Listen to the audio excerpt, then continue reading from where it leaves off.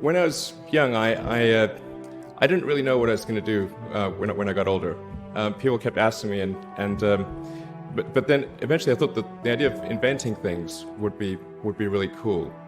And the reason I thought that was because I read a quote from Arthur C. Clarke, which said that a sufficiently advanced technology is indistinguishable from magic, and that's really true. If you go back, say 300 years, the things that we take for granted today you'd be burned at the stake for. Being able to fly, being able to see over long distances, being able to communicate, and having access to all the world's information instantly from almost anywhere on the earth. This is stuff that really would be magic, or would be considered magic in times past. In fact, I think it actually goes beyond that, because there are many things that we take for granted today that weren't even imagined in times past. They weren't even in the realm of magic. So it actually goes beyond that. So I thought, well, if I can do some of those things, basically if I can advance technology, then that's like magic, and that would be really cool. And I also had sort of a slight existential crisis, because I was trying to figure out what does it all mean? Like, what's the purpose of things? And I came to the conclusion that if we can advance the knowledge of the world, if we can do things that expand the scope and scale of consciousness, then we're better able to ask the right questions and become more enlightened, and that's really the only way forward. I think about what technology solution is necessary in order to achieve the particular goal, and then try to make as much progress in that direction as possible. I think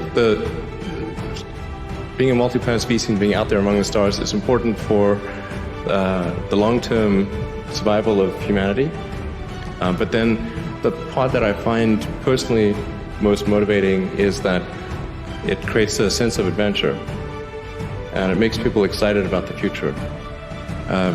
If you consider two futures, one where we are forever confined to Earth until eventually something terrible happens, or another future where we are out there on many planets, maybe even going beyond the solar system, I think that second version is incredibly exciting and inspiring, and there need to be reasons to get up in the morning. Life can't just be about solving problems. Otherwise, what's the point? There's got to be things that people find inspiring and make life worth living. A natural human tendency is wishful thinking.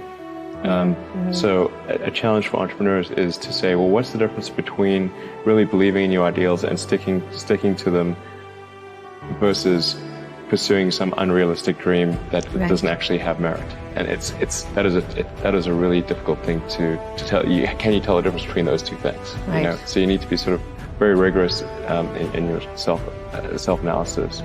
I think certainly extremely tenacious, and then just work like hell. I mean, you just have to put in, 80 to 100-hour weeks every week.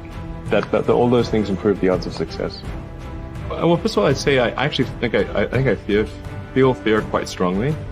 So it's not as though I just have the absence of fear.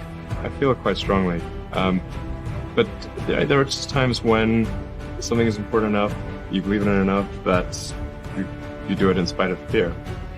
People shouldn't think, well, I feel fear about this and therefore I shouldn't do it. It's normal to feel fear. When my brother and I were starting our first company, instead of getting an apartment, we just rented a small office and we slept on the couch.